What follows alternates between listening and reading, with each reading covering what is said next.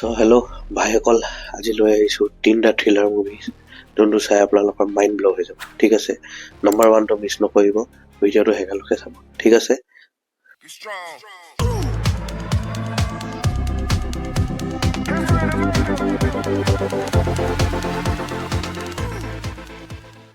Number 1 মুভিটোৰ নাম হৈছে mechanic ৰকি। এইটো আপুনি প্ৰাইম ভিডিঅ'ত পাই যাব উইথ গুড হিন্দী ডাব। ঠিক আছে, মুভিটোৰ যদি ৰান টাইম হয় 2 hours 36 minutes। ঠিক আছে, বাট ইণ্টাৰভেললৈকে আপুনি যেতিয়া মুভিখন চাই থাকিব লাগিব, মানে কি চাই আছোঁ আৰু কি হৈ আছে মুভিটো। বাট ইণ্টাৰভেলৰ আধা ঘণ্টাৰ পাছত মুভিটো যিটো টুইষ্ট এণ্ড টাৰ্ণছ লৈ নহয়, মানে এণ্ডিংটো আপোনাৰ মাইণ্ড ব্ল' কৰি দিব। এনেকুৱা ধুনীয়া মুভি হয়। ঠিক আছে, মুভিখন চাওক, লাগি থাকিব romantic old classic movie type হয়, মানে ঘিচা পাতা। বাট যেতিয়া মানে ইয়াৰ থ্ৰিলটো আপুনি লাষ্টত গম পাব নহয়, তেতিয়া লাগিব বা মুভিটো মানে ছাডেন ড্ৰাষ্টিক চেঞ্জ হৈ যায়। চ' এই মুভিটো মই নম্বৰ 3ত ৰেকমেণ্ড কৰিম, মেকানিক ৰকি। প্ৰাইম ভিডিঅ'ত পাই যাব উইথ হিন্দী ডাব। ঠিক আছে, তাৰপিছত আছে Malayalam industry the Pat detective বুলি। ঠিক আছে, এইটো আপুনি পাই যাব G5 উইথ গুড হিন্দী ডাব। এই মুভিটোৰ ষ্টৰিটো এটা ডিটেক্টিভৰ ওপৰত আৰম্ভণি হয়, যোনটো লিড হিৰো হয় এটা বাপেক, মানে বহুত ডাঙৰ এটা ডিটেক্টিভ থাকে। সি ফটো ষ্টাৰ্টিঙৰ পৰা ষ্টৰিটো আপুনি যেতিয়া চাব পালে এটা হিউমেন ডিটেক্টিভ হ'ব পালে, কেনেকুৱা পেট ডিটেক্টিভ হয়, সেইটো চিনেমাটো চালে আপুনি গম পাব। আৰু এটা কথা, ইয়াত যিটো মানে ডিটেক্টিভ টাৰ্মটো ইউজ কৰিছে, তো ইয়াত মানে হেৰিটো কিকটো পাব পালে, কেনেকা ইনভেষ্টিগেশ্যন কৰে, কেনেকা কি হয়। কুকুৰ এটা হেৰাই যোৱাৰ পৰা লৈ গৈ ক'ত কানেকশ্যনটো গৈ পায়, সেই বস্তুটো ইয়াত মানে পূৰা ফাইনেল মানে মজাটো পাব।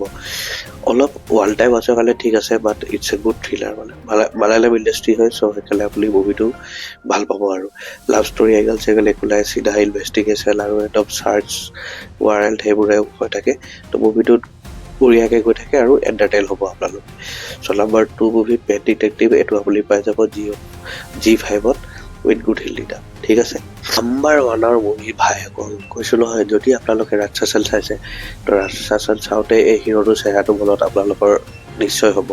আৰু যদি ৰাক্ষসন নাই চোৱা, তো এতিয়াও সেই চিনেমাখন চাই ল'ব, ইউটিউবত ফ্ৰী আছে। 2017 এতিয়ালৈকে India's most watch crime thriller movie হয়। তো সেই হিৰোটোৱে এই মুভিটোৰ প্ৰডিউচাৰ হয় আৰু নিজেও এক্টাৰ আছে। মুভিখনৰ নাম হয় আৰিয়ান। আপুনি নেটফ্লিক্সত হিন্দী ডাবত পাই যাব। মুভিটো যেতিয়া আপুনি আৰম্ভ কৰিব, মানে মই কৈছোঁ স্পইলাৰ দিব মন নাই, বাট ষ্টৰিটো ষ্টাৰ্টিঙতে বা ট্ৰেইলাৰ চালে গম পাই যাব। ইয়াত যোনটো মেইন ভিলেন হয়, মানে সি ষ্টাৰ্টিঙত মৰি যায়, কিন্তু তাৰপাছত ক্ৰাইম হৈ থাকে।